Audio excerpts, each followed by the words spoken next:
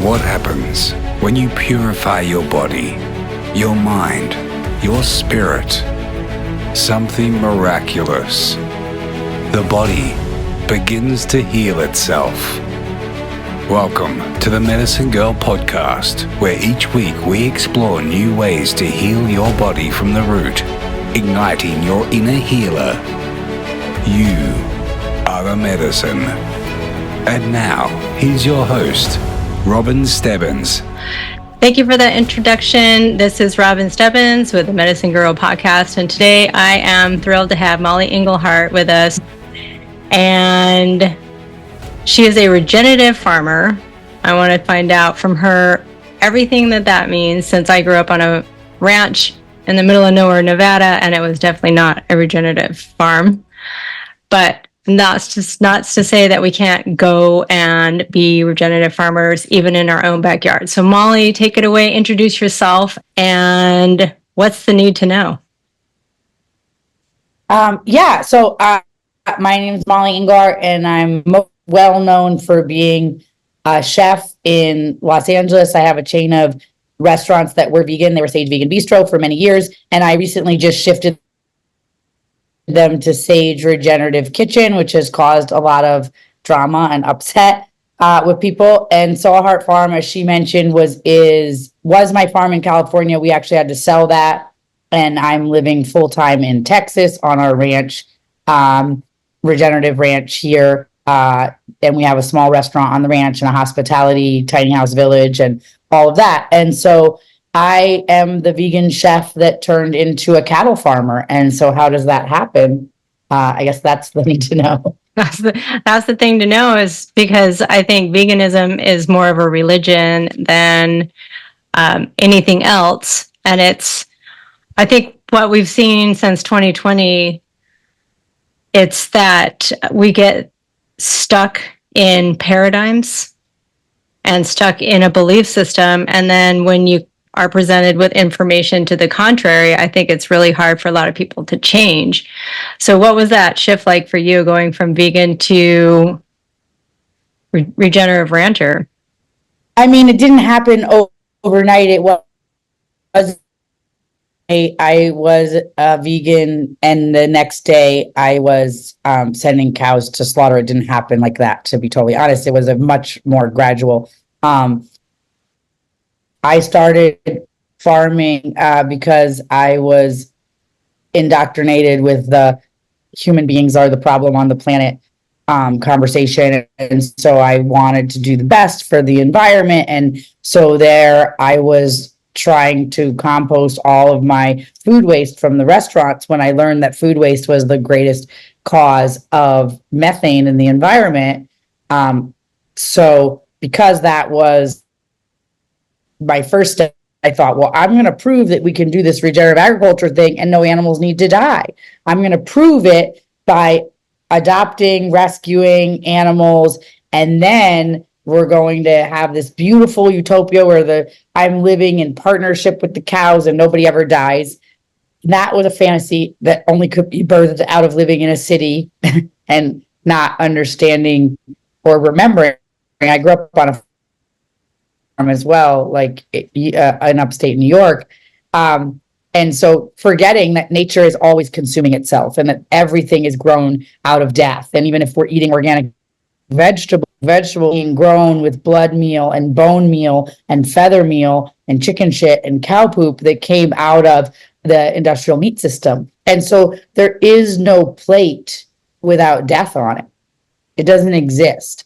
And every time we eat, we want to have the reverence for what was given in order for us to have that meal. And that was life. Life was given for us to have that meal. And even if I'm eating buffalo cauliflower, life was given for that meal. And if I'm eating a steak, life was given for that meal. And, my awakenings were incremental. I'm breastfeeding my baby, but cow's milk causes cancer. Seems like, why is my milk perfect gold, the best thing on the whole planet, and cow's milk is going to give us all cancer and obesity? And I thought, well, that doesn't make any sense. So, okay, raw milk, we're adding raw milk in. And then, eggs eggs are a chicken's period and you shouldn't eat them. And then I'm like, well, they just lay them everywhere around, and everyone else, mongooses and raccoons and dogs and everybody else is eating them. Why don't we want to eat them? I think we do want to eat them and add the eggs in, and on and on. And then having, okay, but we're not gonna harvest any animals on the farm. And then my neighbor's dog killed all of our sheep in one night, and my husband managed to like harvest all that meat and save it and cut it all up, and it was like a whole intense day for him. And he, cleaned the organs and cleaned the guts and harvested all the meat and called all the farm workers' families and all restaurant people's families and handed out buckets of lamb to everybody. And I would have just like cried and put them in the compost. And I realized that it's because I come from, and I'm not big on like the whole this privilege and that privilege and blah, blah, blah. But I grew up with enough food, the privilege of enough food. And so I could have the thought to put 10 or 9 sheep into the compost pile because the neighbor's dog killed them all. It didn't take a single bite, mind you. They just did it for sport. And so, I realized the privilege and that doesn't mean it's not the same if you only eat meat, the carnivore diet, if you own a fruitarian, like all of these things come from mass amounts of opulence. And we might not see it as opulence, but my husband came from, eating turtle eggs and dried fish and, one pig a year and save the lard to cook for the whole year type of situation in an indigenous village in Mexico. It's a very, very different relationship to those sheep than I was like, oh, we should dig a hole and put a cross and say a prayer. And so I just recognized how disconnected I was from nature. And so those are some of the things that happened. There was other things. My ducks, I didn't cull any male ducks, and the male ducks one day raped all the female ducks to death because the ratio was not good. And I thought, and I don't even like to use the word rape with animals because vegans do that a lot, and they call like artificial insemination of a cow or preg checking rape.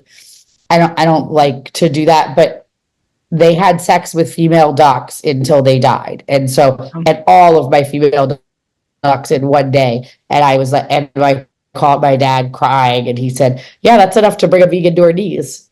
And so I thought I was doing the right thing by not culling any male ducks. But the truth is you can't have an equal ratio of male to female ducks because it's not how nature works. Right. It's not how nature works. And that's why I think from 0 to 7, they want to separate us from our inner knowing, our intuition. We just do things as wild humans naturally. I don't think anyone would be a natural vegan. I don't think anyone would be just naturally eating only meat. We're opportunistic. And if you're connected to your soul, if you're connected to that inner knowing, you know what to eat. And what happens is they separate you from that, and then they have to tell you what to eat to fuel your body. Here's a superfood. Here's paleo. Here's whatever it is, pescatarian. Here's what you should eat. Here's your list of foods. It's crazy. And then people are screaming at me about how my cows are using so much water. And I'm looking at them like, I don't know what you're talking about. Like I'm growing vegetables side by side and growing beef. And just for the record, cows eating grass are using far less water than growing vegetables. Like I also don't understand this whole thing about using water. It's a scarcity conversation. Where's the water going? Somebody tell me where the water is going. Thank you. All the when water you think about it, yes, is cycling. And then what cycling about all the time? So people are telling me your cows are using so much water. How could you feel good about that? I'm like, okay, let's just do the math here. So they're drinking it out of the pond or out of a very shallow well 40 feet down. And then they're peeing it back onto the ground, onto grass. And where did it go? It just turned into fertilizer and came back down. And some will evaporate up and turn into rain and come back down. And some's going to go down into the ground. Right. We as humans, I don't understand. Should we keep the ground covered? Is there lots of things that we should do to keep the small water cycles intact in certain areas? Yes. Is there ways that we should not terraform, but like do the earth moving on your farm so you're sequestering water? Yes. Should we have the highest amount of biodiversity in our soil so we're drawing down more water? Should we have the most amount of organic matter so there's an air in our soil so more water infiltrates down? Yes. But using more water, it's a crazy conversation. And literally that mindset, which is totally disconnected from reality, is the mindset that puts rockscapes and astroturf in your front lawn. And then we're like, it's the hottest it's ever been. Like, yeah, you're literally just made yourself like a frying pan around your house and you're just heating it up.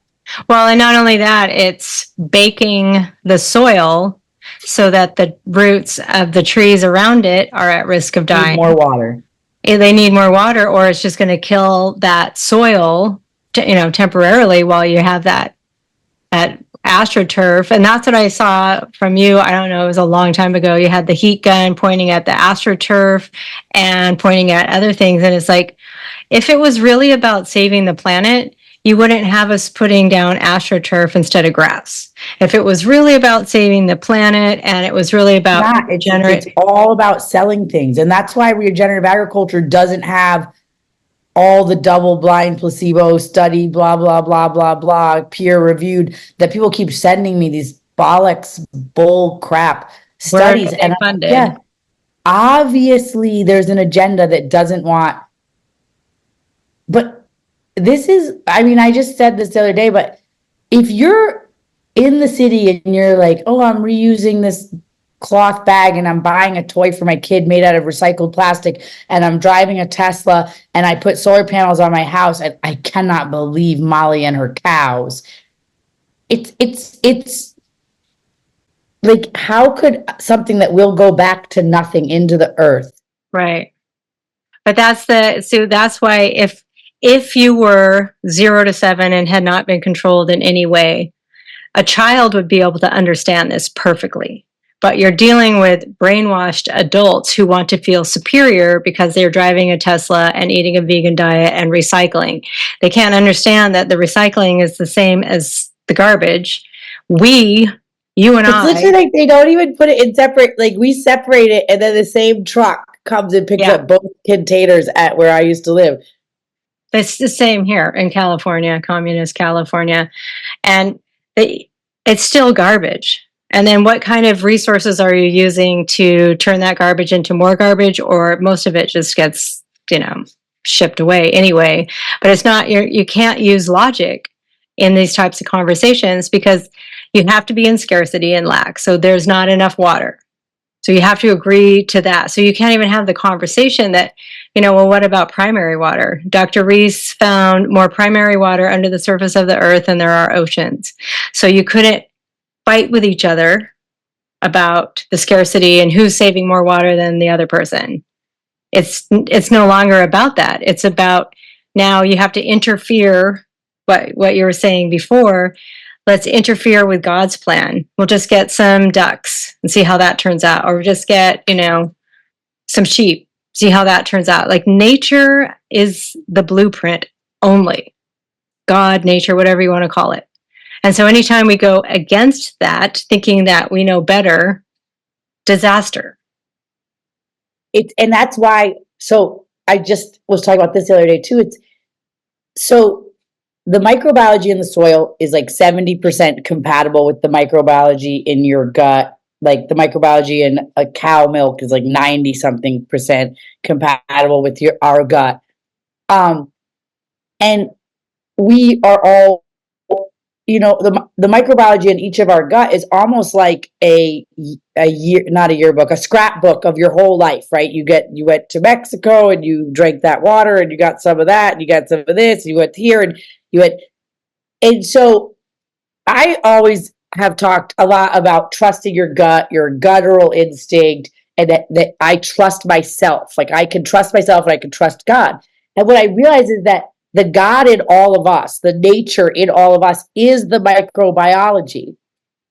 And that is our second brain, our second mind. And why we can't trust ourselves, why we need the government in every single interaction is because we do not have that connection to nature in us. We all have an industrial microbiome that was created by being cut out of our mother by a C-section, operating room, fed formula, and baby wipes and sanitizer every single place you go, and then ultra processed foods as our first, second, third food, and no playing in the dirt.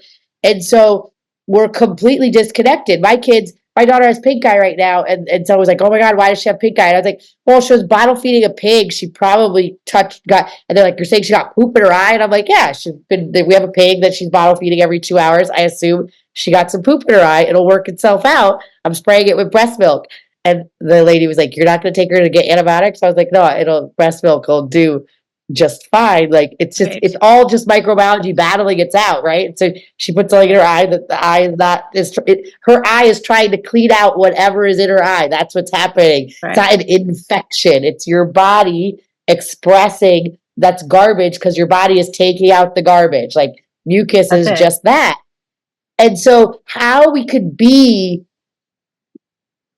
let the government get so big, or how we could get everything get so out of control, is because we are so disconnected.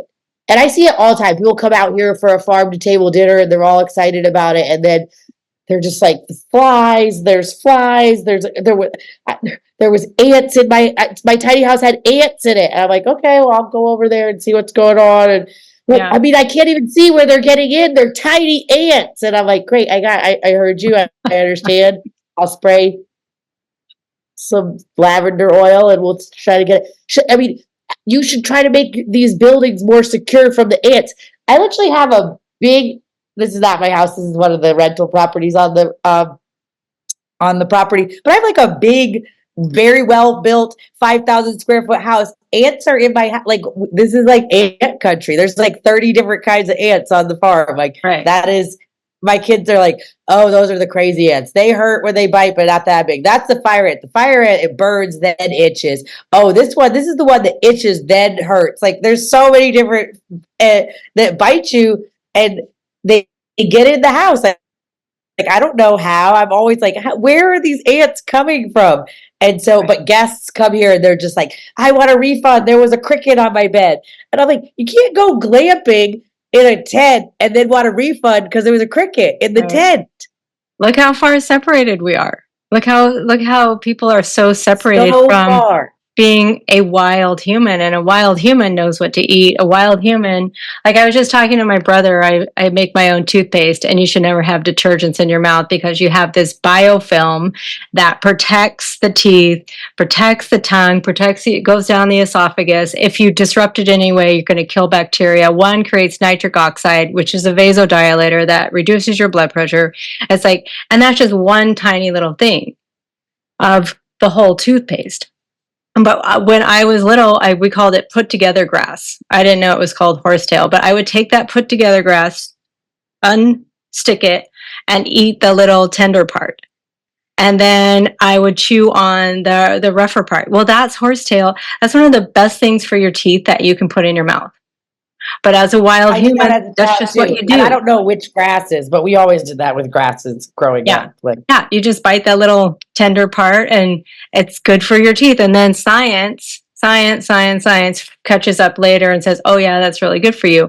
And like, to your point, these studies that they come out with, they're pharmaceutical funded, they're drug funded. You are never going to find the truth in these studies. That's how they control the supposed higher IQ of our population.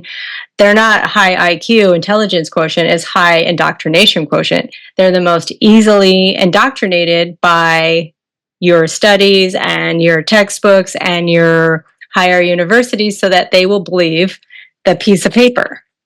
That's all you got to give them. There's a guy right now called like the science guy or something that's just, I think it's actually like a troll type of, I actually think there's a coordinated like troll effort against people that are speaking out against veganism, because there's so many accounts that are just like have 100 followers and just unrelenting with their commenting. This person is constantly posting about instead I'm spreading misinformation. Like, what about lived experience? Like, what about just I look at a Tesla truck and I look at my cow and I'm clear which one is worse for the planet. Like, I'm 100% clear because one will disappear and one will not. Right. I don't, it's like very, obvious to me. And lots of things are obvious to me. When we got here in Texas, our sourdough starter from California was not working as great. I can't explain except for that it just wasn't working as great. So I was like, what's really yeasty here? So I went out and I got some juniper berries off the bush and I made a new starter with the yeast on the juniper berries. Always like, oh, best sourdough I've ever had. And I was like, oh, it's the juniper berry yeast. And the thing is you want a yeast that grows in this environment super good, right? And so I was like, what is the closest prolific yeast I can see? Let me make the bread with that, because whatever that old, the starter I had before was some old world starter that came from Austria and was given to my stepmother, and my stepmother gave it to me. But literally just wasn't happy in Texas's high humidity, high heat. It wasn't thriving. We were having weird bread. And everybody was like, well, how did you know you could do that? And I was like, I literally did it. I just did it. And now I've seen on Instagram and stuff, other people have made juniper sourdough. And I was like, oh, I should make a video of my juniper sourdough. But I didn't see it. I just was like, what's yeasty? What's in my environment that will do that? But you see how when you're connected to your intuition, you're actually thinking. You're connected. You just do those things naturally. You don't need textbooks. You don't need to go to school. It's just like, ask the question, what's the most yeasty thing I can find around here that's going to make good sourdough bread? And you become that little radar, right? So that you figure it out. If it didn't work, you'd find something else. I'm also skeptical. All these apps now that tell you what plants are poisonous and what plants are not poisonous. But they lie. I'm super skeptical. I'm interested to know, because so I've made elderberry syrup a lot of times and I pulled out the big stems, but I never pulled every single berry off. But then yesterday I was making elderberry syrup, or on Saturday I did the first part, and I pulled every single berry off because they were like, the stems are poisonous. And I was like, really? And they're like very toxic. And I looked it up and it said yes. And it's like the seeds are poisonous too. And I'm thinking, but you're cooking the seeds in there too. And then you strain it out once all the elderberry juice goes into your water, and then you reduce it with honey. And I'm like, so, but the poison in the seed is somehow okay, but the poison in the stem, don't we think it's the same poison in the seed and the stem? Like, no disrespect, but I'm just thinking. But anyways, I pulled it all off. Then I was thinking, I don't think I needed to pull it all off. No, it's the synergy. I think it's the synergy. And so if you're working with the blueprint of nature, of God, and you're not interfering with it, you're not adding chemicals to pull out other chemicals, then you're fine. People don't get, you don't hear that everyone's dying of elderberry poisoning because there was a few stems that got left in. I mean, if you ate probably a ton of elderberry stems, you might get sick, but you wouldn't do it. But I'm just saying, but anyways, I found a trick. Anybody making elderberry syrup, freeze all the berries if you want to take the stems out, because then you can just with a fork, they come off. Super easy, and they don't pop and squirt all over you and get you all dirty. So note to self, freeze them. And then the good thing about that is, though, you can freeze them if they don't all come ripe at the same time. You can have a bin in the a bus tub in the freezer and keep filling it until it's all the way full. Oh, that's really okay. That's really smart. But I'm always interested, but people are so afraid of types of tinctures, and people will say, just send it somewhere. I'm like, tested for what? It's organic vodka and whatever herb, and they're like, and so it's safe to take it? And I'm like, That's what it I is. mean, The safety is it, factor. is it safe? Well, I would feel okay about a few drops of organic vodka, and I would feel okay about spilanthes. Now, this is just spilanthes and organic vodka together, so I'm going to go with yes. It's good. It's Yeah. not going to hurt you. Well, and that's the thing we're looking for, like your guests that are complaining about the cricket or the ants. It's like we want that sterilization of nature. I want to go out and experience nature, but I don't want to actually have to be in nature. I know. I'm thinking about I don't making a want the video bugs. where I'm like, I'm so glad that you booked to stay on our ranch. Please take 2 minutes and listen to this video. There's going to be manure and there's going to be tractors. There's going to be noise. There'll be cow. There's going to be all types of animals. There's going to be bugs. There's tons of bugs. I don't know how many crickets there are in Texas, but it's a high number. So, you know what I mean? Just like telling people all the information so that they would know. Right. Because, wow. But that's the synergy that I'm talking about, is that you can't, even if you tried to sterilize and you sprayed insecticides and poisons all over the ranch and got rid of the bugs, then you've got bigger problems. Instead of just living with the bugs, I think insect bites, I'm still looking at the research on it, but I think there's a lot of healing in insect bites, including mosquito bites. I'm looking that one pretty deeply, because why are there mosquitoes? That's the question I'm asking. And why do they take the blood? Why do they inject that little poison? There's got to be a benefit to that. That's so crazy, because I was literally just thinking about that, because you know those mosquito dugs? I don't like to use those mosquito dugs, but there was a clogged drain underneath our this dog kennel. So, and then like someone had sprayed, so it was like dog poop and water, and it was stuck, and I was like, and it was just like teeming with larvae, and it was like all concrete around it, and I was like, I'm gonna put this mosquito dug thing in there because it's close to the house. And then I was thinking, well, what is the purpose of mosquitoes? I literally had that thought, and I was like, what are they giving us? And then why are some people get so many mosquito bites and other people don't? And I get bit by mosquitoes a fair amount, but I used to get, I mean, there was one time I was in Hawaii and we went swimming at my mom's house. And I'm saying I got like major mosquito medicine, my whole body, thousands. I have pictures still, thousands of mosquito bites. And every one of them was like a welt, like a little less than an inch around. Right. And it was I was pregnant, and and then my mom was trying to put peppermint oil on each one, and I had my leg up in the air, and she, on accident, the cap came off and she spilled the peppermint oil down onto my private parts. And I remember it was like a terrible night, and my private parts was burning from the peppermint oil, and I was itching. Ouch. But I don't get a welt. Occasionally I get a little itch, but I don't get that reaction anymore.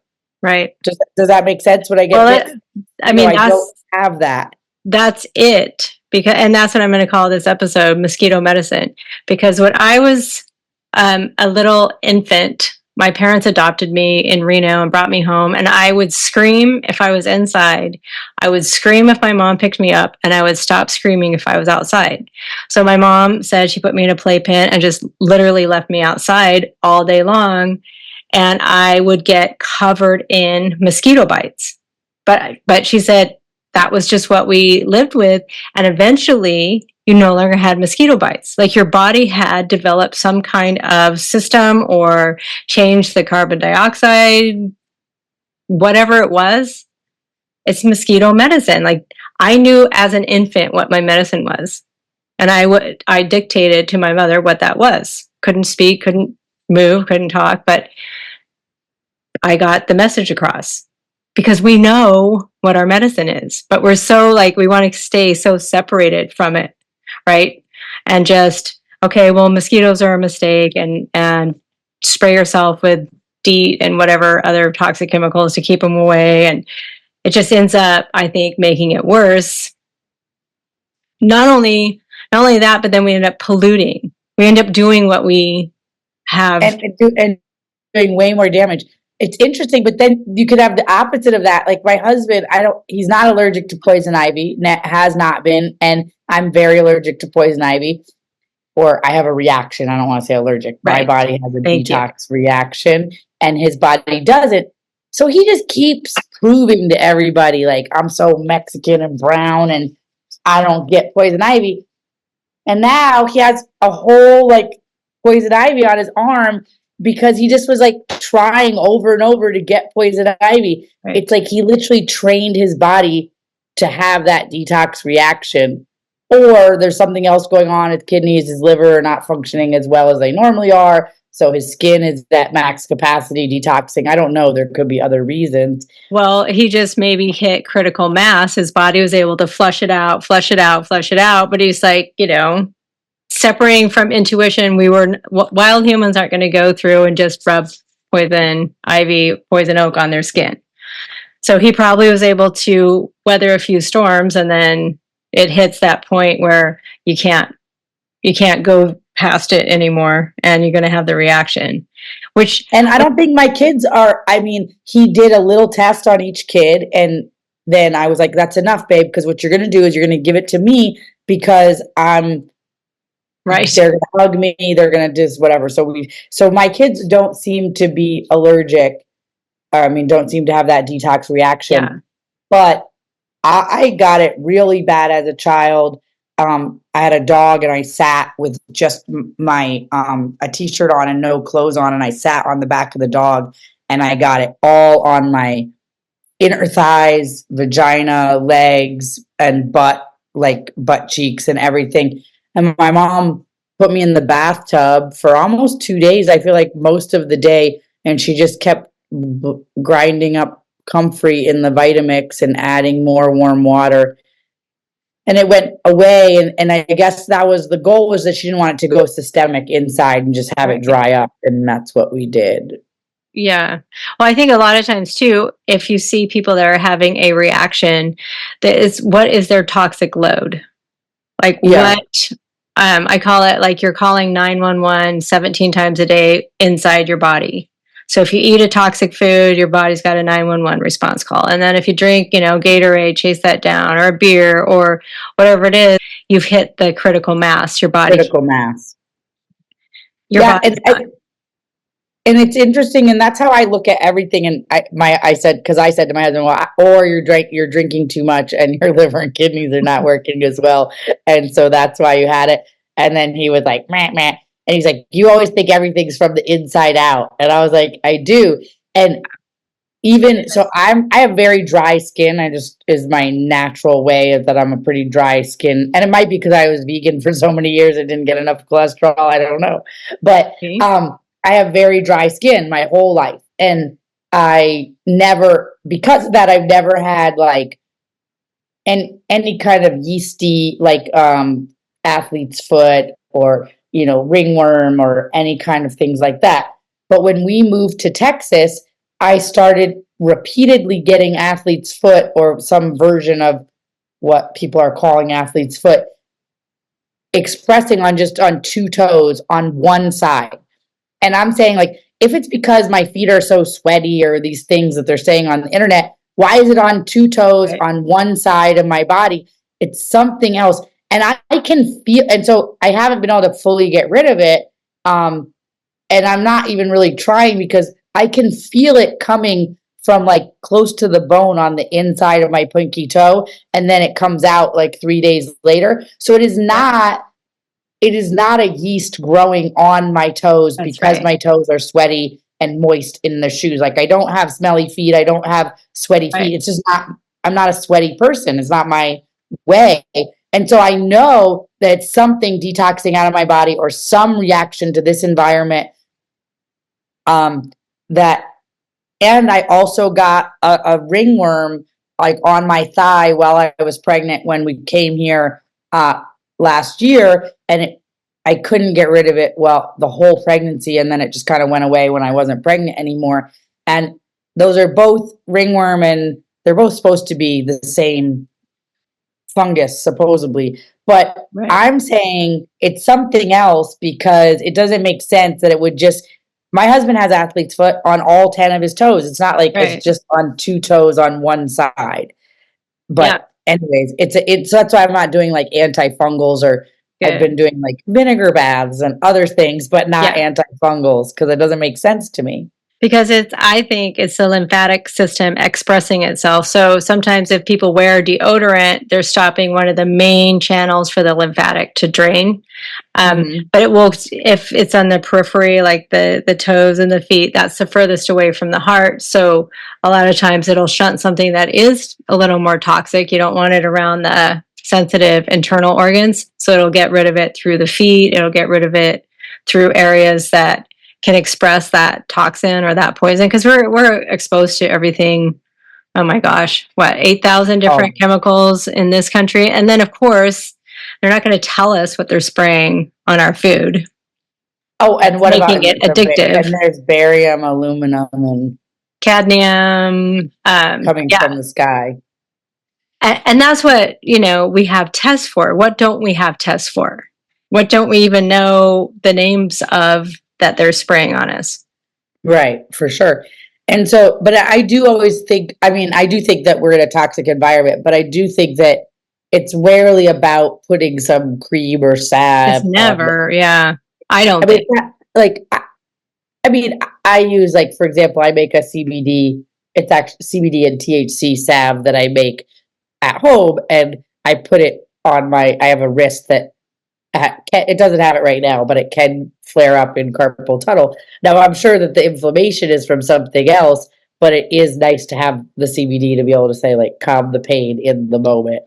But I recognize that the inflammation, but it's interesting is that the CBD is able to take the inflammation down in that carpal tunnel, in quotation marks, and make it.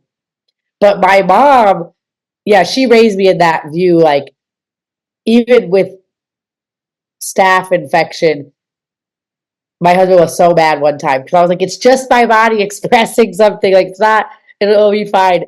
And I was pregnant. I actually, this happens, some weird thing happens when I'm pregnant sometimes, and so I was like, I'm eating raw garlic, it's going to be fine, blah, blah, blah. And I ended up having to have a small part of my back cut out because I was just kept expressing whatever what needed to come out. But I didn't want to take the antibiotics because I didn't want to suppress whatever was coming out had to come out. The body was taking it out, and I didn't want to suppress that. I wanted it to come out. That's right. But then I got a really, really high fever, and I was shivering, and I was pregnant. And so I don't think I took antibiotics, but I did think they cut part of the tissue out of my back so and then come out. Yeah. Oil of oregano next time, if you ever have anything like that, like 2 to 3 drops of oil of oregano twice a day for however long until the symptoms resolve. And then I usually do it for like an extra day or 2. Yeah, we always have oil of oregano here. I love oregano. I make all types of stuff. For my husband is like always joking, like, they have medicine at the store. You don't have to spend. No, they don't. They have poison at the store. They have pharmaceuticals. But that's one thing I'm excited that I've got my one son who's like not that excited about many things and can be a little, leaning towards wanting to be inside in the air conditioning, like in the comfort. And but he's so into, do you know what spilanthes are? No. So spilanthes are, they also are known as buzz buttons or the toothache plant. And it's a flower from the Amazon, and it's a antiviral, anti-candida, and when you put it in your mouth, it makes you make all the saliva and like a detox of your whole mouth. Right. But my mom makes homemade toothpaste with the spilanthes in the toothpaste. So, but anyways, he loves the spilanthes, making spilanthes tinctures. The other day he made rosemary hair oil in the Instapot with our own olive oil, that from our trees. And then we made juniper berry and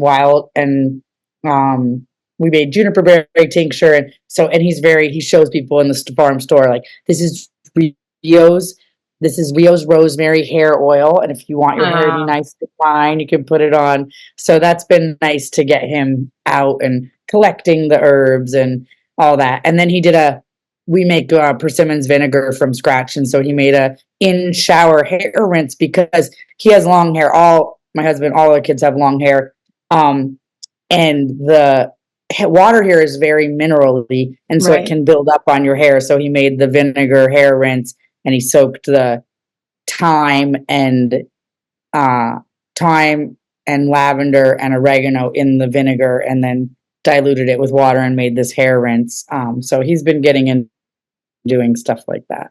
We'll see. And so then, he's in line with nature, with Mother Nature's medicine, which is literally everywhere. I mean, you can walk outside your door and you're going to find medicine all around you. You don't have to, go to Tibet or Peru to find it. But my question then is the way I believe they trick us into taking poisons. If you don't want to take the red Kool-Aid, they've got the nice refreshing glass of blue Kool-Aid, which would be ivermectin, hydroxychloroquine, vitamins, minerals are also pharmaceuticals. I think most people aren't aware of that. They're chemicals, they're synthetic, and they're made by the pharmaceutical industry, and they invented them. So they have to tell us, Mollie, that the soils are depleted, you have heavy metals, you have to take supplements, you have to take vitamins. How true is that the soils are depleted, that we're not going to get any nutrients from, and I don't mean factory farmed, big box, hydroponically grown food. Soils are depleted. The truth is the soils are not depleted, but there's no microbiology. There's nowhere in the world that there's not enough minerals and vitamins and nutrients in the soil to grow plants. But there's lots of places where it's not bioavailable because we're not growing microbiology. We're not creating environments that are good for the microbiology. Right. But yeah, so much folic acid, like I found out, was like a byproduct of like the waste industry, and I was like, took folic acid in my early pregnancies. Yeah, no, they give it to pregnant women because they want to capture your infant in utero. So they have to poison your infant in utero. Daniel Roides was on, and we did a podcast, and his idea and hypothesis is that they get infants the way if you had a woman addicted to heroin, her baby comes out addicted to heroin. Well, if you're taking prenatal vitamins, why wouldn't that baby come out addicted to or dependent on vitamins? Like folic acid is one of the worst things that you can take during pregnancy. Vitamin D3 is decon, it's rat poison. It pulls minerals from your bones into your bloodstream. Vitamin B1 is thiamine. It's made with coal tar, acetone, hydrochloric acid. I mean, it's all of the vitamins. It's all of the supplements. So the only way to get like the bioavailable nutrients or vitamins, as they call it, there's no such thing. They made it up. They just take like rice bran for B1 and say, here's one compound out of the 500,000. We're going to make a chemical synthetic copy of it. So they've ignored the other 500,000 that work synergistically with you and the body. Together. Yeah. But what do you think about Shilajit? Well, I mean, I like it. The only reason I like it is I like Shilajit too, but I walked into a store and it had this black powder, and I said, I don't know what that is, but I need it. Like my body just lit up. And so I'll use it periodically when I need it, and I'll feel like warm and I feel kind of a good feeling. But I think with everything, it's in a like cycle. Like each seasonally. I'm in a cycle of feeling tired. I've been breastfeeding 10 years, and I just noticed that and I've been trying not to caffeinate and the crazy, and I have had phases where I'm crazily addicted to caffeine, and so I've been doing I've been doing just like 6 ounces of raw milk in the afternoon and with the Shilajit in it, instead of having and I'm down to only one caffeinated beverage in the morning. Yeah. But I feel good. I feel good when I take the Shilajit. I feel strong. But yeah. And what do you think about vitamins that are like dehydrated? Like I take a cow uterus, like all the cow female parts, like a dehydrated capsule. I personally don't think that there's any nutrients left when you dehydrate. I mean, like you look at if you could eat fresh or raw, like take a bite of raw bison heart or the internal organs, or as close to raw and fresh as you can. The more you leave things out or dehydrate or get the powders, I think the powders are really highly suspect. I don't think they have a lot left, to be honest.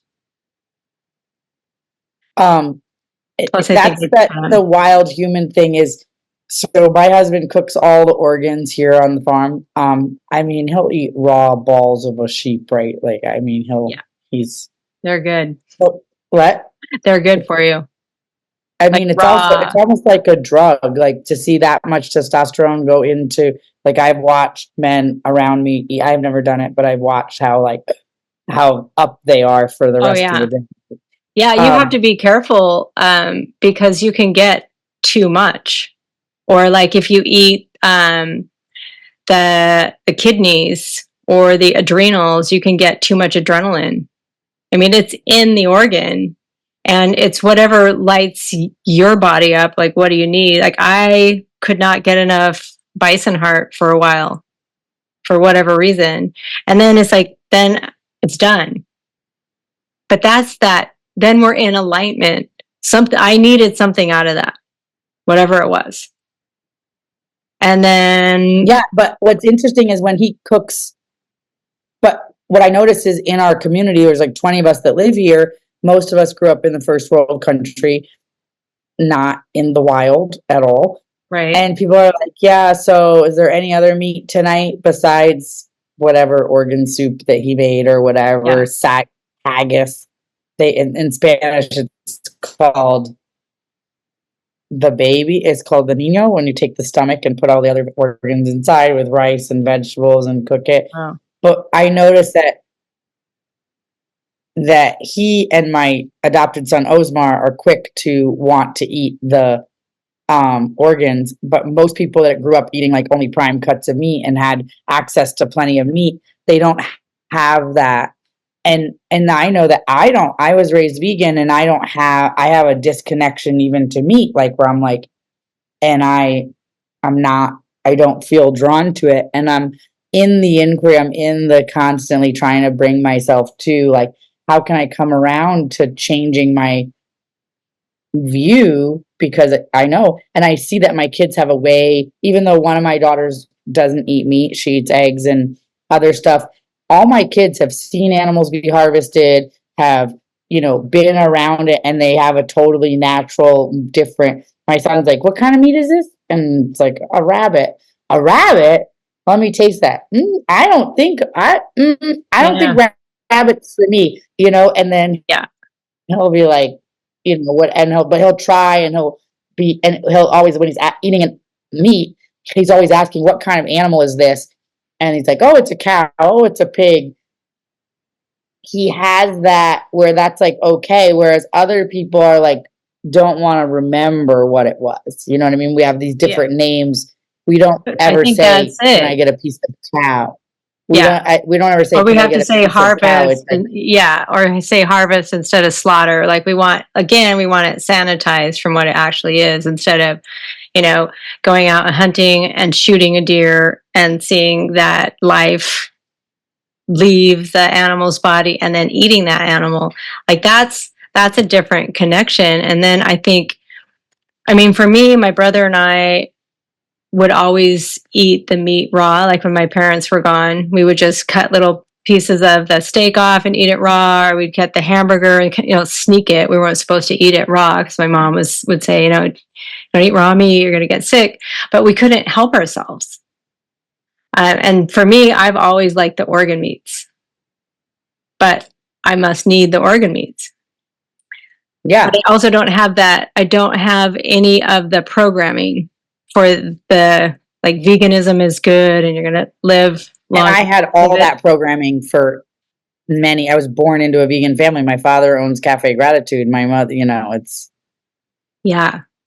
So I think that's like getting back into your heart. But now my dad's a dairy farmer in Idaho, and yeah, it's an interesting world how we shifted. But yeah, I grew up in a family that didn't eat any meat, and so it's a shift that I'm having to go through both publicly. It's been pretty intense publicly and personally, and it's hard to change your mind publicly because I'm doing what's the truest thing for what I believe is the most natural and the most closest to nature. And I'm providing an option. Excuse me. God bless I'm providing an option for people in Los Angeles to go out to a restaurant and be like, oh my goodness, wild harvested venison on long fermented sourdough bread with kimchi. That's not an option. That's like an extraordinary option that I'm offering people, and people are super angry. But I wish that people could see like the thought that went into, okay, a wild harvested venison and kimchi and long fermented sourdough bread, and that's just like one item, and that everything is regenerative and everything is helping the system, right? And that would resonate with people. Because that's the frequency of the food. I think that once they get to understand, I'm a frequency eating another frequency of food. So if I'm eating a freeze-dried ovary, I'm eating something that's dead.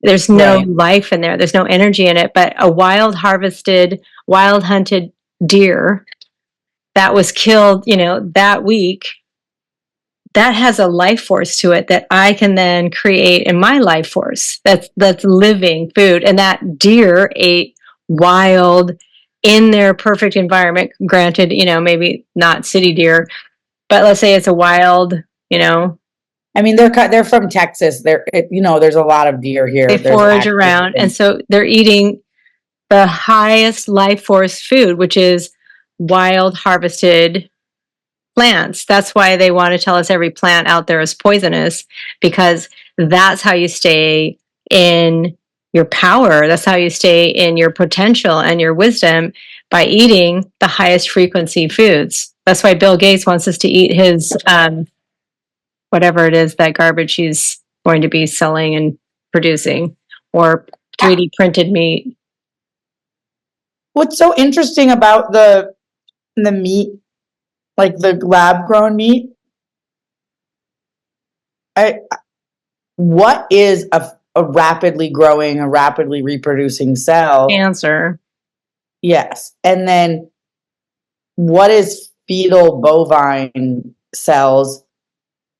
It's a dead baby cow. Yes. So if everybody's going to go vegan and eat this meat, where are we getting the fetal bovine cells? Like, if the dairy industry is so terrible and we're raping and blah, blah, blah, blah, blah, blah, blah. And I'm not saying that the dairy industry doesn't have its problems. We can do better. For sure. But the idea, so then if you talk to someone, they'll say, oh, well, fetal bovine cells are a byproduct of the dairy industry. And I'll say, what byproduct is that? Explain to me. And they say, oh, well, when a pregnant cow goes to harvest accidentally. And I'm like, well, how much we preg check our cows before we said, ideally you don't let them be exposed before they're going to go. I don't send pregnant cows to harvest. I'm not saying that it doesn't happen. I know people that do slaughtering animals, and it's upsetting, and it does happen. But is it so much that they could create an entire industry that's going to make this humane meat, and in quotation marks, and it takes dead fetus cows. Like, I just don't understand. I don't understand. And then when you say it, they're like, oh, well, they used it for vaccines and all this other stuff. Like, well, great. I don't participate in those things either. It's just a weird thing that we need all these fetal, like that you need to feed this cancerous cell, the fetal bovine cells, for it to grow really fast, because Right. cows grow really fast. It seems like, I mean, it's so disconnected. That's it, Molly. It's the disconnect. So you can't have the logical conversation. So it becomes not about, okay, let's work with the land. Then either you're a woke crackpot trying to, driving a Tesla and thinking you're doing good, or you're the opposite. You're the, wild Trump supporter, and you've got this dogma. It's just trading dogmas instead of, like, I think maybe we're talking about the same thing. We all want clean water. We all want clean, non-toxic food that's going to nourish our bodies. I think I talk about this all the time. Can we all come together on clean water, non-poisonous food, and like stop spraying us from up above all the time? Yeah. And some like individual responsibility and sovereignty. Like, we just like come together on that. And it's like, no, nobody They wants don't, but because they give us the dogmas to fight about. They give us the candidates to say, if you're for that candidate, I hate you, and vice versa. It's a theater. And so they have to have us buying tickets to the theater or buying tickets to their circus so that we can fight amongst ourselves. All a distraction. It's all a distraction. That's all it is. Literally, we are all being poisoned. Every one of us is being poisoned. And if we are not like saying enough is enough, I no longer want to be poisoned, then we're being distracted. Like, it's look the other way, where we debase your money. I mean, they steal from us, they poison us, and they literally create laws out of thin air that they have no right to create to control us. And everybody acts like, but they have our best interest at heart. Like, who's the they that has our best interest at heart? Yeah. Nobody. No. And that's why they have to have us fighting over, if a Tesla worse than a cow. And it's crazy to think that, like, does someone think that Trump is worse than Kamala, or Kamala is worse than Trump? Like, it's crazy to like, it's all a show. All of it. All of it's a show. And you can, could be one person has ideas that I may agree with, another person has ideas I may agree with. I always say I'm a radical centrist. Like, I'm in the middle, I'm in the center, saying, like, humanity, can we just all fight for humanity here? Like, not this crazy, and it's all just a distraction from, and as long as we're staring here at these screens, getting the blue light, and not looking outside, getting the yellow light, then we are completely controlled. And that's right. We're all addicted to our Instagram, addicted to scrolling, addicted to videos. We're watching other people farm or have whatever. We need to be farming and having chickens and whatever's inspiring you. Like, don't watch other people do it. Do it. Right. That doesn't mean don't go on Google and on YouTube and learn. I learned stuff on YouTube. But I'm just saying, like, can't live our lives here. We have to live our lives out there.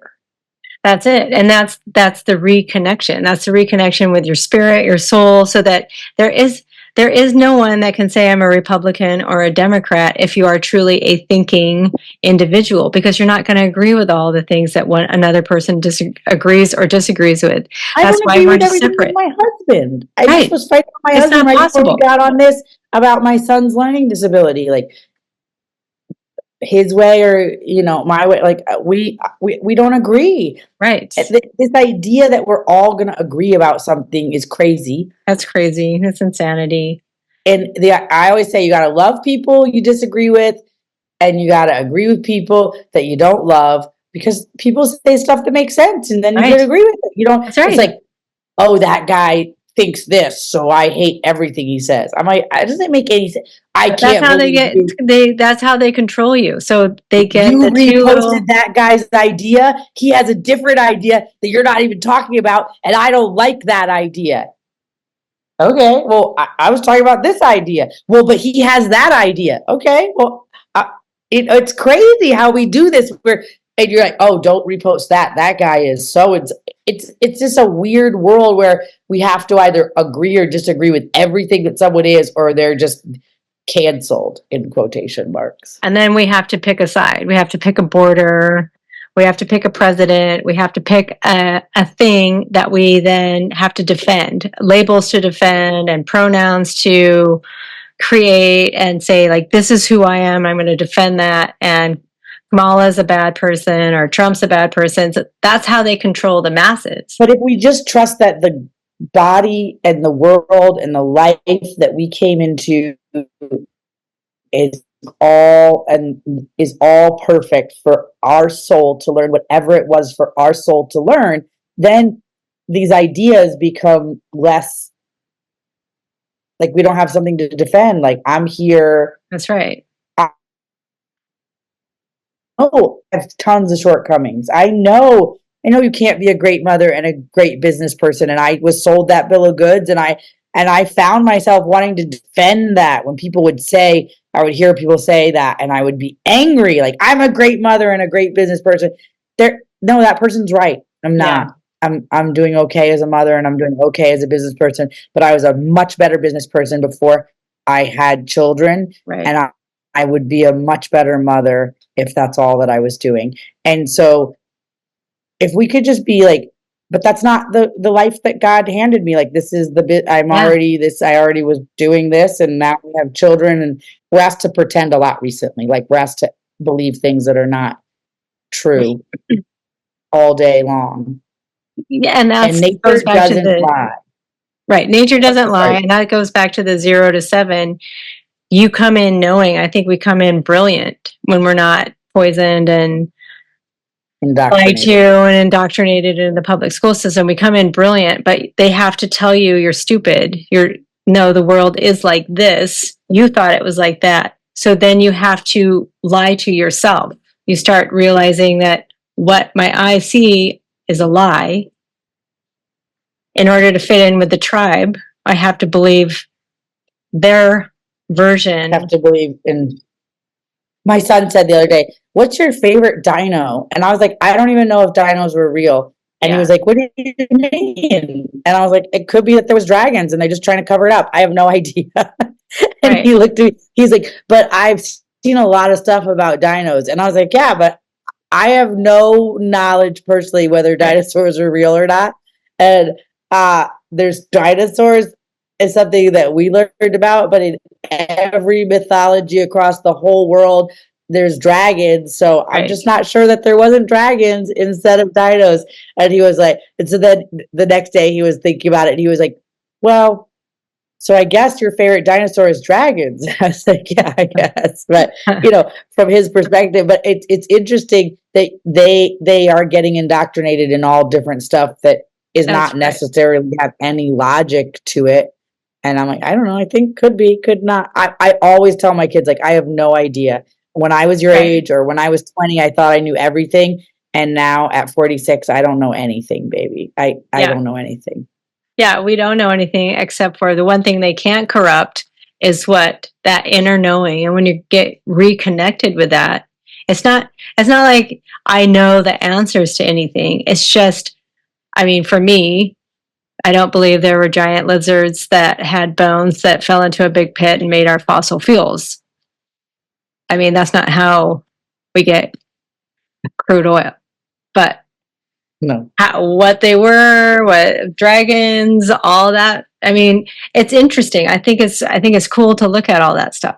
But when you start using logic, which is why they don't want you and I talking, and that's why they want to have you defending some sort of dogma and me defending some sort of dogma, because otherwise you start flicking at that house of cards that they built this whole foundation on. And once you start, it doesn't have a foundation. It doesn't. It's And you're just like, like oh, collapses. and that's what happened during COVID. And I thank God for that. But I think a lot of people are waking up. Yeah. That's what happened. I mean, they overplay their hand. They start overplayed a hand, and it was like, yeah, when you're sitting down, you don't have to wear a mask, but when you're standing up, you do. People are like, well, what the fuck is that? Yeah. And if they're going to lie about that, what else are they going to lie about? My assistant, it was really short, Brenda, and she was like, I guess I never have to wear a mask. She's in the same I'm zone. only she's like 4'8" or something, and she's like, so I guess I'm at sitting height all the time, so I never have to wear a mask. And it's interesting because children do know. I didn't really wear a mask much, but in my restaurants, because my own employees called OSHA on me and all types of, said I was not protecting them by not wearing a mask. So I did, when I was standing up in my restaurant, wear a silver mask that was basically see-through for some time. And my son, who's now 4, was breastfeeding. He was 3 months old when the pandemic, in quotation marks, started.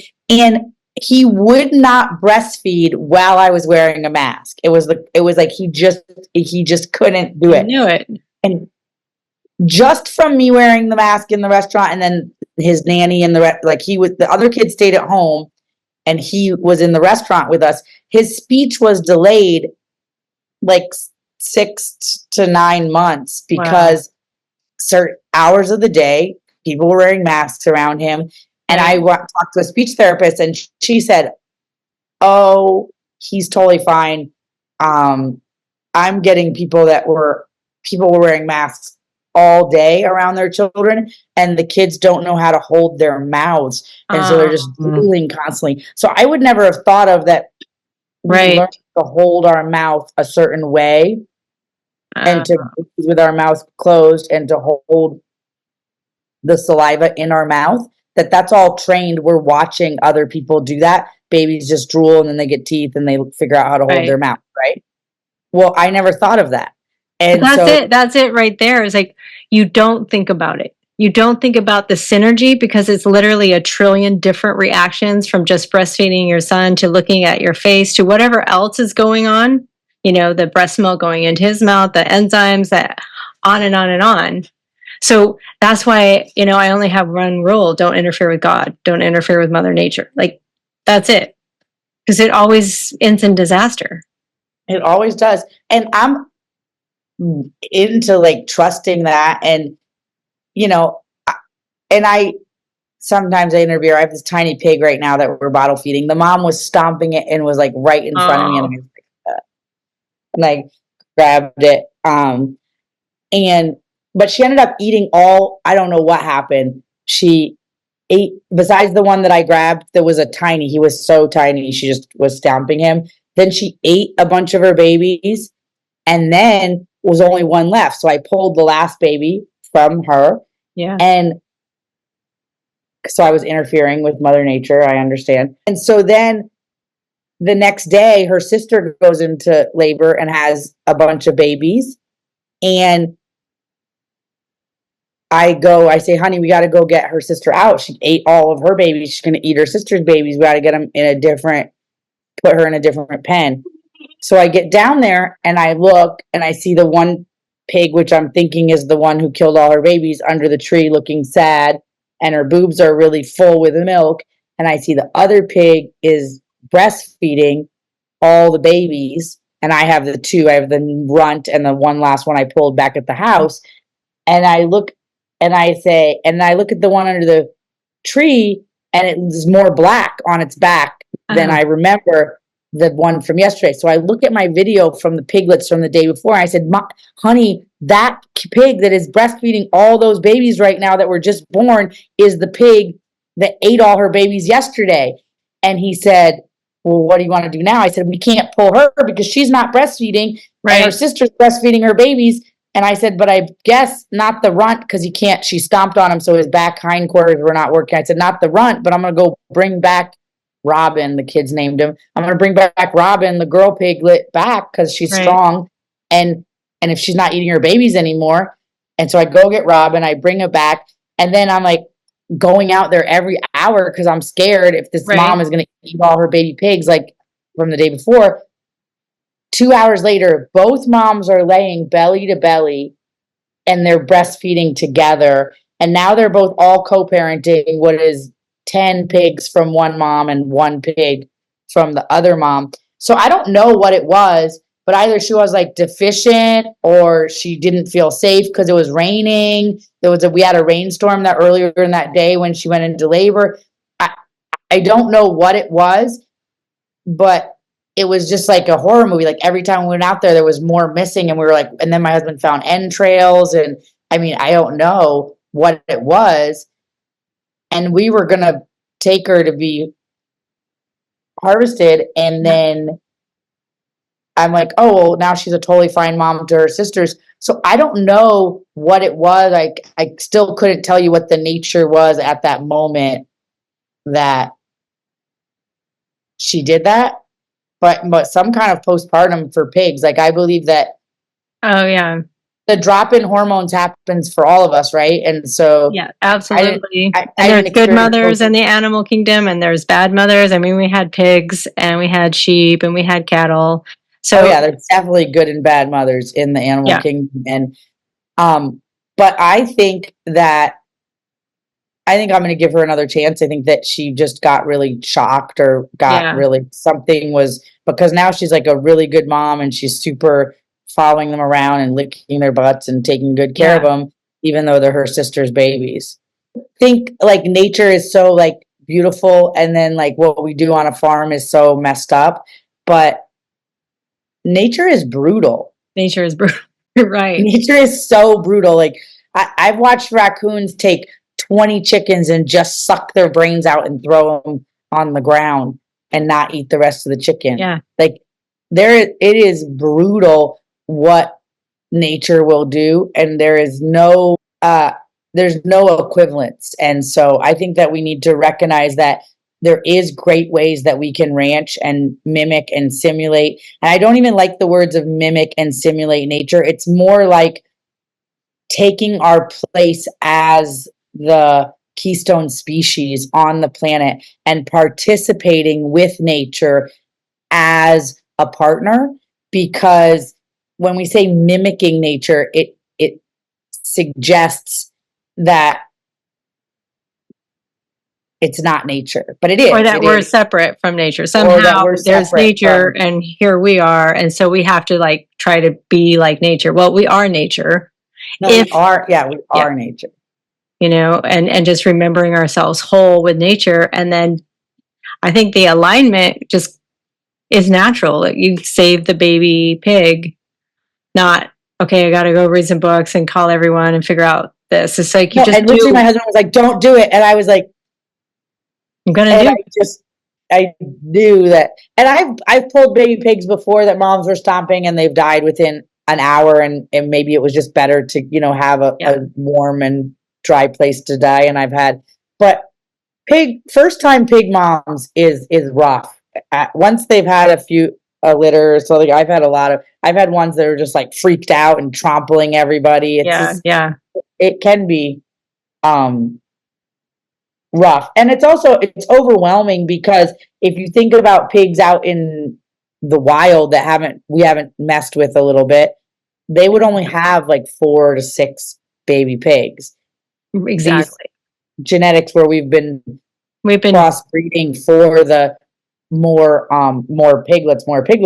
I mean, my pigs have 14, 15 pigs at a time sometimes. But if it had 8, we'd be like, oh, it's a small litter. Wow. And you see, it's like when we get involved, we start tinkering around, like these are the things that happen. So it's not everything is in that harmony. The pendulum's going to swing either way. So let's just, find the harmony, the sweet spot and just keep working with that. But, well, we're a little bit over time, but do you have I personally don't think the soils are depleted the way they tell us the soils are depleted, so that you have to take these pharmaceuticals, meaning supplements and vitamins. I think you can regenerate the soils very quickly and create. regenerated very quickly. And that's what I'm saying. I don't think the soil's depleted. I think we've killed off the microbiology. And I do think there's a mass extinction event happening on microbiology, and we do need to value it. That it's this life, like we all can cry about a polar bear, but the life that we're extincting with monocrops and chemical agriculture is crazy. And it's not about meat or not meat, because if you walk through a kale field, nothing is alive in that kale field. You can you're in California, you've driven past and you're like, wow, it's like rows of strawberries on plastic. Like, what is alive in that field? If I go move my cows twice a day and you walk through the field, everything is coming out, birds and foxes and rabbits, and they're coming out of the grass. And that is the life above the ground. And then there's a life below the ground that we need to be creating more of. And so that can be through biodiversity and having lots of perennials and annuals and cover crops and no-till and low-till and holistic planned grazing or mob grazing or high stock density moving. Those are all ways that we can come to a relationship with nature as part of it. We're in it. We're not outside of it. We have created this way that we're completely outside of it. And that's the problem. I just saw this thing we're so worried about glyphosate, and glyphosate is terrible. But I just saw that most of the glyphosate in the Mississippi River, or like with a lot of it, is from detergents. It's from farmers are spraying. But a lot of our detergents are turning into glyphosates when they go through the sewage processing plants and then come out the other end. Whatever processing they're doing, it's actually turning it into Roundup or glyphosate. And in your body too. And so when I do a 10-week class of how to get rid of like every single toxin in your internal, external environment, and one of the main ones that people get sick from is dishwasher soap. And dishwasher soap that makes your plates look shiny and your glasses look clean is a surfactant. It's a residue. And most of those surfactants and residues, like glyphosate was first patented as a broad spectrum antibiotic. Well, it's going to kill your whole microbiome, from top to bottom. Same with the detergents. So that's why, when you're really not thinking, you will buy these detergents, and then the parts per million of the chemicals tested higher in 7th generation, and the clean brands were actually worse than the dirty counterparts. So it's again, when I go camping, we just barely rinse anything and dry it. Like, that's clean, but nobody gets sick camping. Usually because we're out there in the fresh air and everything else. But I think it's just restructuring our perception of becoming harmonious once again with nature. Yeah. Going and staying at your place and dealing with a few ants. There's 7th generation dish soap here, though. Yeah. I just looked. I know. I mean, I was there, but I asked the question, what am I capable of if I'm not toxified or poisoned in any way? And so, first it was the obvious, like the smoking weed and the drinking alcohol and the caffeine and all of that. But then it was, then it's the dishwasher soap. Then it's the clothes and the polyester clothes, and then the laundry soap, and then shampoo on my hair. I stopped shampooing my hair. I stopped using any detergents on my skin or in my mouth.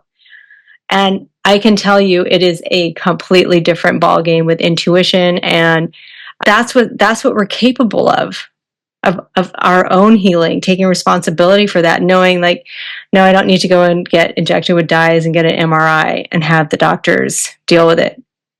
I can see, like, here's my knee. Here's what I'm seeing as the healing. That, I believe, is why they want us separated from ourselves, from God, from our intuition, so that we can be tricked into taking these poisons, and then we're sick, weak, dependent, and easier to rule. Yes. And fighting with each other. And fighting for the wrong things. Like, right. We're not We fighting don't for even the believe in it. water, the air, and the food. We're fighting for like the rights to whatever. It's Yeah. just- and it's also people have like it doesn't. What I don't understand is how people aren't so obvious how we're being controlled. If you look like Biden does this debate, and then all of a sudden everybody notices that he's like having mental decline, which I think everybody had already noticed as far as I knew, but then all of a sudden the whole news tells everybody that. And then Trump gets shot and everybody's like, oh, he's so, even people that hated him were like, he was kind of brave and da da da. And then Biden steps down and people are like, oh my gosh, Kamala is so amazing.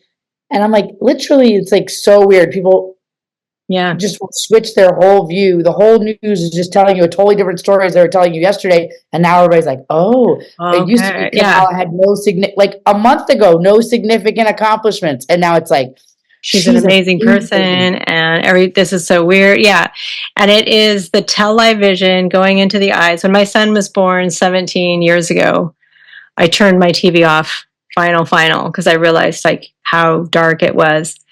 Because I was breastfeeding him, watching this trash show, Rock of Love with Bret Michaels. And I'm like, what am I doing? I just, like, all of a sudden I woke up. And so it took me about 10 years to realize how programmed I was. But I see these people and I go see patients. I do home health and hospice. And I'll go in their house. I'm like, can you turn that down? And they're like, turn what down? They don't even know their television is on 24/7. I guarantee you it's on 24/7 because when you turn it off, it comes back on in 10 minutes. Like they have this whatever program so that it'll turn back on without you having to turn it on. And then they become programmed by the television so that they are now channels. They're channeling this brainwashing, this program. And that's what we're hearing. We're not talking to the person. We're not actually having a conversation. We're just talking to their programming. We're just talking to the program. And so that's why you can't have a conversation about, it's not about the cow using more water than your crazy Tesla truck, whatever that is. There's no logic in that. But could we just, could we all agree that we want clean water that's not poison? Could we all agree that we don't want food that's agree with that, made synthetic and in a lab? And I mean, I think most people could find that common ground. So, and I think that to your point that you said so brilliantly, that is what we're after. Because the more we fight and we have to go into the circus. First, we have to buy the tickets and go into the circus so that we can fight with each other. But if we stop buying tickets to the circus and just starve the system, we can't there's no head of the snake to cut off. But could we starve the system and then just start taking all that attention that we were fighting about Trump and Kamala and start making a garden and having a backyard food forest and maybe figuring out where the community could. But people have no time. They're so busy. By design. What are they busy doing what? Yeah. Watching the screens. Yeah. That's what you're busy doing. And I mean, when I'm 55, when I was little, we didn't even have an answering machine. So if you weren't home, you didn't have to come back to 75,000 messages. You just got home and that was it. And if you made a phone call, it was a long distance phone call and it was a big deal. And you had to have the timer on to see how long it was because you couldn't go over 5 minutes because it was expensive. And we had so much more time to do things. Now, how many places do you have that you have to answer the email and the Instagram and this and the Yelp, and there's 53 Yelp reviews where people are mad and yeah. And so, and all of it is just that. I think personally, that's what they're after. They're after our attention. That's their drug of choice. That's what they are creating so that and we're all co-creating everything. So if they have us on these programming, then Right. we're all co-creating it. And even if it's against, people are like, oh, well, this guy is against the system and this is against and this. And well, it's all still fear porn and we're all afraid. And if they're living off of our fear, and then we're co-creating more of it, because it doesn't matter what version you're listening to. If it's an EMP is going to take out all the electricity and if it's Trump is the Nazi Hitler, worse than Nazi Hitler, whatever version you're listening to, it's all about getting you to be afraid. Yeah. And we don't have to. I came home.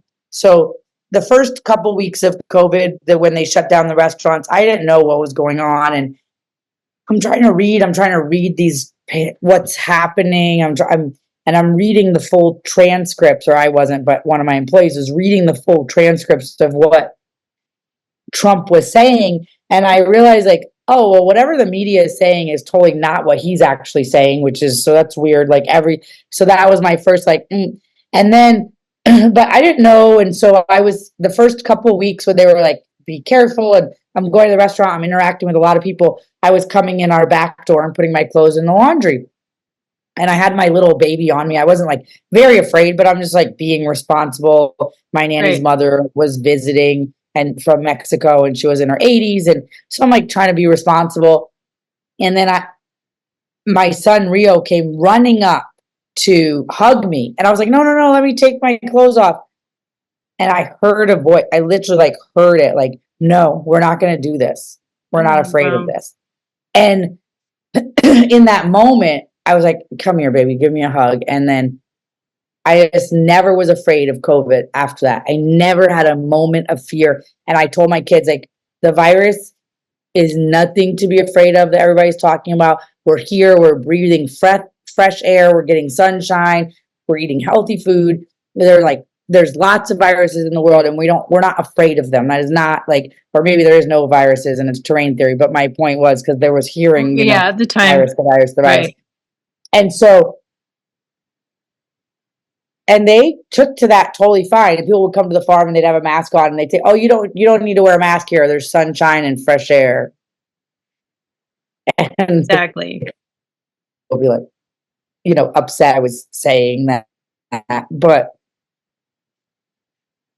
that intuition, I knew. I mean, I have a, big, and so I really do believe that following your intuition is so important.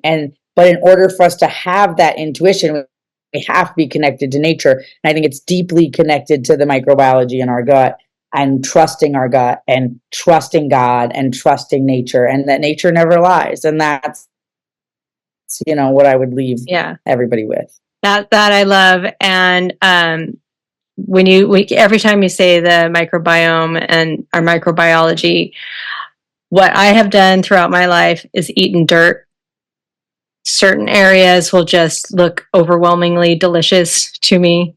I was in South Africa and we were out in the bush and it was this dark red dirt. And I was like, I need to pull over. I have to go to the bathroom. I didn't. I just wanted to eat some of that dirt. But when I do, I feel, whatever that craving was is gone. Like I needed those minerals or whatever it is. And I feel like the more places you eat just a little bit of dirt, you're replenishing this whole microbiology within us, so that you can, like that second brain, you can hear your intuition, you can hear your medicine. So, Mollie Engelhart, thank you so much for being on the Medicine Girl podcast. You have a lot of wisdom. I'd really like to get you back and just so we can talk about what the solutions are, what we can grow in our own backyard, so that we can have this relationship with our food and stay healthy that way. I would love to come back. Sorry that we went a totally different direction. I love the direction, because that's what I do all the time. And my listeners, you'll see in the comments on YouTube and everything, they get really involved in that conversation. Because again, as a wild human, we go with our intuition. Where's that conversation going? I don't have a set of questions to ask. Excellent. Well, thank you so much. Thank you, Mollie.